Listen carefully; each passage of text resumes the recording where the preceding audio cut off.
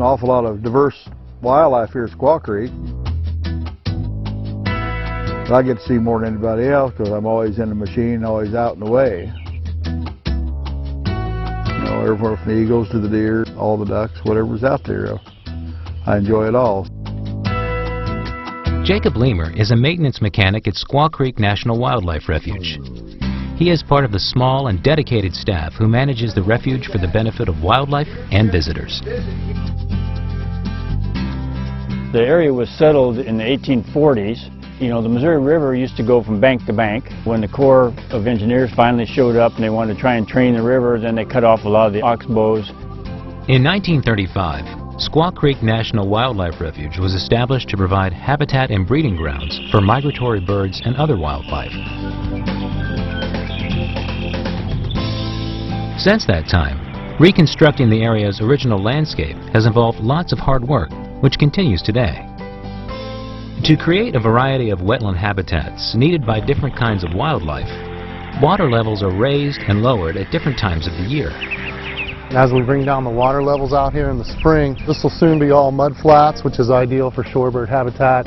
We have a lot of invertebrates that grow out there. That's what they utilize as a food resource. We'll start to see a lot of shorebirds arrive. We have up to 20-25 species of shorebirds that utilize this area.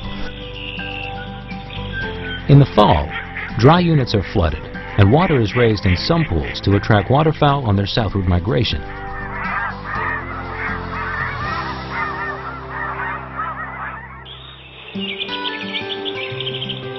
In addition to managing the wetlands, refuge staff also maintains forested and wet prairie in the bottoms and dry prairie on the steep Bluss Hills.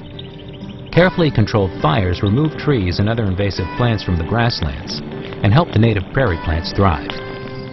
All of this work benefits wildlife, of course, but it also attracts people who visit to enjoy the birds and other animals that use the well-managed area. We're only 2.5 miles off a major north-south interstate. You know, we're 100 miles from Kansas City, 100 miles from Omaha, and just 2.5 miles off Interstate 29, which goes to both. So we're close to a large metropolitan area and easy access.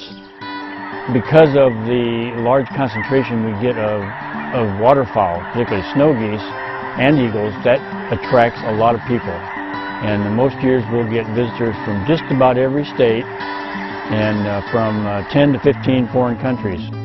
Visitors can drive an auto route through the refuge and hike its many trails, and also take in the visitor center. Photographers frequent the area throughout the year. It's just given me so much of a variety of subjects to work with, and it changes so much throughout the season. I find it difficult to stay away from this area for any longer than 3 or 4 weeks because it just changes so much from week to week with your plant variety changing and your different species coming through as far as the birds. Managing Squaw Creek as a haven for both wildlife and people has another benefit as well: good community relations. We have a lot of support locally and regionally. Mound City is only 5 miles away. We have support from a large number of groups in Mound City. Even though Mound City is small, yet we get a tremendous amount of support. It's both ways, you know. Then we get support from them, and they see the advantage they have the refuge here.